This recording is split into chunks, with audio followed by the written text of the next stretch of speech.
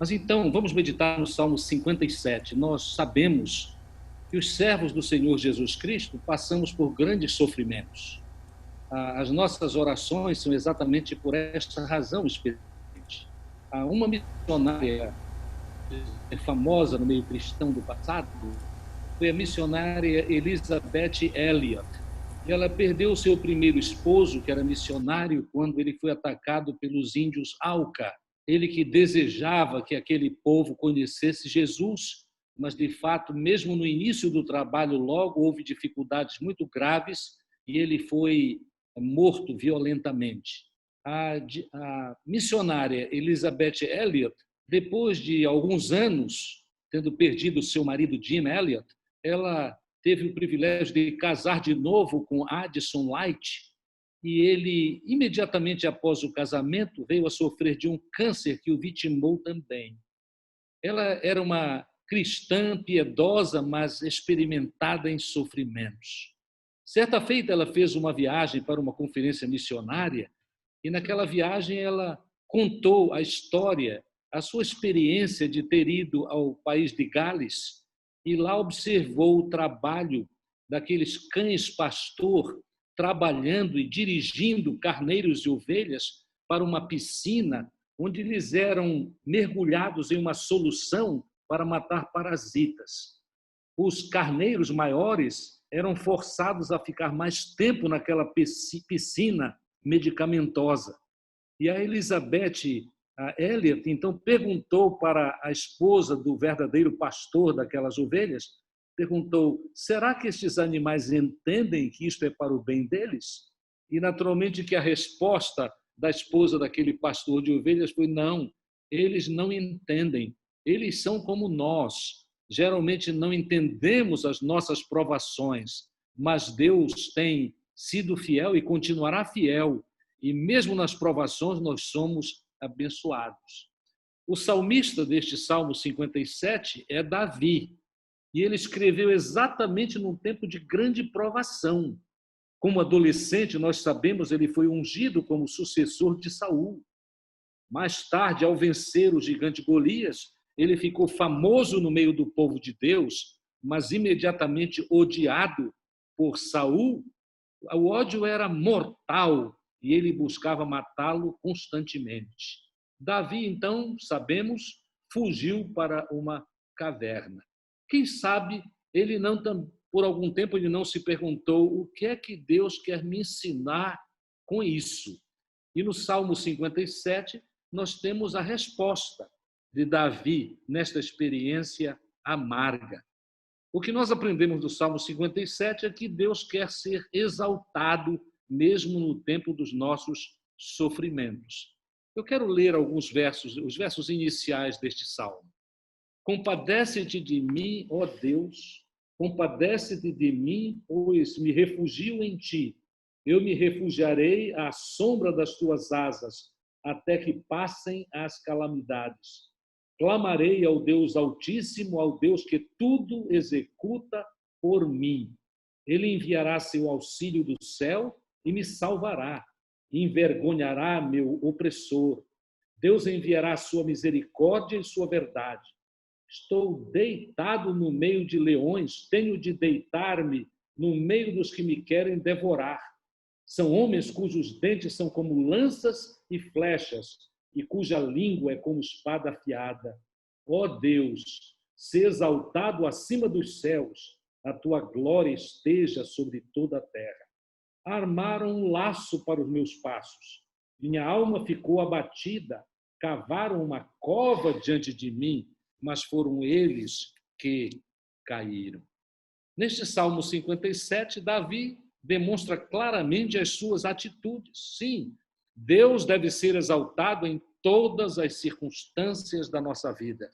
E exaltar, glorificar, honrar ao Senhor. Neste caso, o Senhor Deus, pelo seu valor intrínseco, por quem Ele é, mas por aquilo que Ele faz nas nossas vidas. Devemos exaltar ao Senhor, porque Ele é perfeito em todos os seus atributos. O apóstolo Paulo afirma em 1 Coríntios, no capítulo 10, verso 31, quer comais, quer bebais, quer façais qualquer outra coisa, seja tudo para a glória de Deus. Como vimos então nestes 6 primeiros versos do Salmo, Deus é glorificado, ele é glorificado mesmo no meio da crise. Ele é glorificado quando Davi confia nele, quando Davi se refugia nele. A figura de sombra das tuas asas lembra uma galinha e seus pintos, ela defendendo os seus pintinhos do gavião devorador. É interessante que este glorificar ao Senhor tem tudo a ver com nos entregarmos àquilo que Ele pode e fará para cuidar de nós, a fim de que nós continuemos a viver para Ele. Na verdade, às vezes, nós confiamos mesmo em nós mesmos, não é? Nós devemos confiar na compaixão de Deus. E não é confiar na compaixão dele por causa dos nossos méritos, porque nós não temos, bem sabemos, não temos méritos. Às vezes até ocorre rapidamente na nossa mente, eu sou bom. Eu lembro que certa feita eu encontrei um homem, inclusive era líder de sua igreja, não era a nossa igreja, era uma outra igreja, e a sua filha contraiu câncer, e ele, em alto e bom som, no momento do seu grande sofrimento, ele me perguntou várias vezes: por que Deus permite isto na minha vida, eu que sou tão dedicado à obra do Senhor? Às vezes, na crise, nós falhamos e pensamos nos nossos méritos, em vez de nos entregar totalmente nas mãos de Deus para que Ele cumpra em nós os seus propósitos. Naturalmente, não devemos confiar na nossa própria força. É interessante que neste salmo nós aprendemos aquele fato histórico de que Davi está numa caverna quando ele escreve estas palavras, porque ele mesmo na caverna, que é símbolo de dificuldade, ele sabe que é Deus quem o protege. Nós também não devemos confiar nos nossos métodos. Aliás, sobre métodos em todas as áreas da nossa vida e da vida da igreja, muitas vezes é um método após o outro, imaginando que será a solução para todos os problemas. E Deus nos livre de, mesmo tendo de usar métodos, como é natural, que nós confiemos nos nossos métodos, em tudo aquilo que fazemos. Precisamos confiar mesmo em Deus. Davi confiou que Deus o livraria. E confiava tanto que, mesmo quando teve a oportunidade de matar o seu inimigo dentro daquela caverna, a história é muito interessante, ele não fez. Ele confiou que o Senhor tomaria as dores dele e faria o que é necessário para abençoá-lo, cumprindo assim Deus os seus propósitos na vida de Davi. Mas também nós devemos pensar que confiar é bem exemplificado neste texto, quando Davi pede o favor de Deus. Os 2 primeiros versos são muito especiais. Compadece-te de mim, ó Deus, compadece-te de mim, pois me refugio em ti, e me refugiarei à sombra das tuas asas, até que passem as calamidades. Isto mostra bem que ele estava no centro da calamidade, mas ele sabia que ele iria passar. Clamarei ao Deus Altíssimo, ao Deus que tudo executa em mim. Eu clamarei, eu pedirei. E nós devemos continuar orando também para que Deus nos abençoe. Mas confiar ainda envolve o ver Deus como maior do que os nossos problemas. Isto está especialmente nos versos 4 a 6. É verdade, os perigos são reais. De forma meio poética, o Davi, o salmista, ele diz: estou deitado no meio de leões, são figuras fortes, né? Deitado no meio dos leões, tenho de deitar-me no meio dos que querem devorar.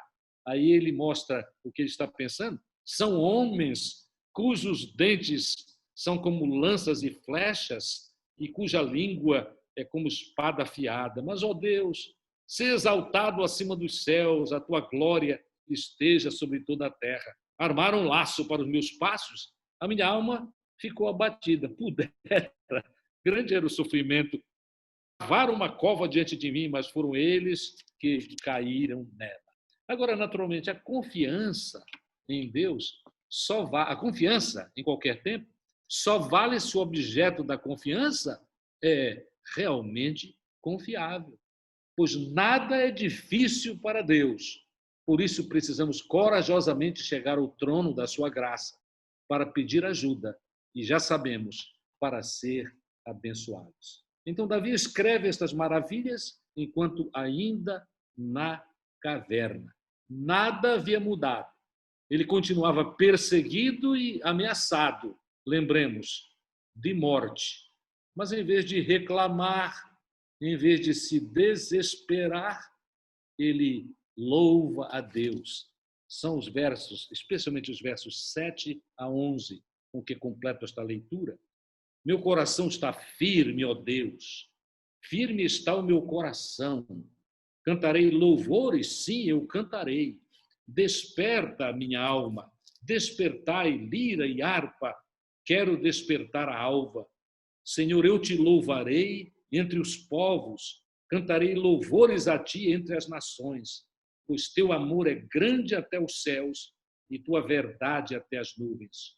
Ó Deus, se exaltado acima dos céus, a tua glória esteja sobre toda a terra. Ele louva. Para louvarmos, temos de ser como Davi, ter o nosso foco deliberado nesta necessidade da nossa vida. A nossa condição humana demanda que nós louvemos ao Senhor no tempo da nossa necessidade.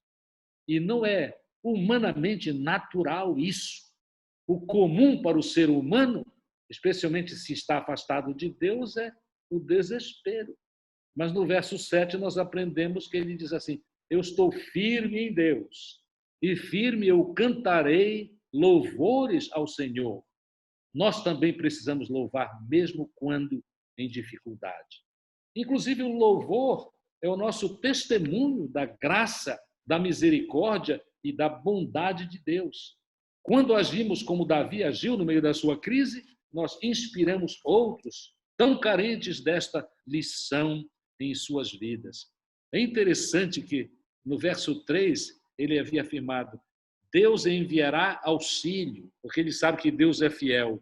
E ele fala no verso 10 a respeito da verdade do Senhor, no que estamos garantidos a respeito destas afirmações. Louvar mesmo nas dificuldades e confiar é importante para cada um de nós, cada um de per si, mas é importantíssimo no culto coletivo, do que agora estamos, do ponto de vista presencial, impedidos. Precisamos louvar neste tempo, não importam as dificuldades. Sim, precisamos demonstrar qual o foco da nossa vida. É possível que, para alguns, o foco da vida seja ainda a sua própria felicidade pessoal. Ou então, o foco da vida pode ser o escape, simplesmente o escape, o livramento do sofrimento. O alvo da nossa vida é diferente disso. Segundo a palavra de Deus, o alvo da nossa vida é exaltar Deus, confiando e louvando mesmo no meio das crises. Os peregrinos enfatizaram muito esta verdade. Tanto é que uma das afirmações principais dos peregrinos do passado é esta: o principal propósito da vida é glorificar Deus e ter prazer nele para todo o sempre. Ora, se este for também o nosso propósito, nós louvaremos mesmo na caverna, que é símbolo de sofrimentos nesta vida. Que Deus nos abençoe e façamos como Davi. Em vez de reclamar, louvemos ao Senhor. Ele cumprirá os seus propósitos. Ele é poderoso para isso. Que Deus nos abençoe. Amém. Amém.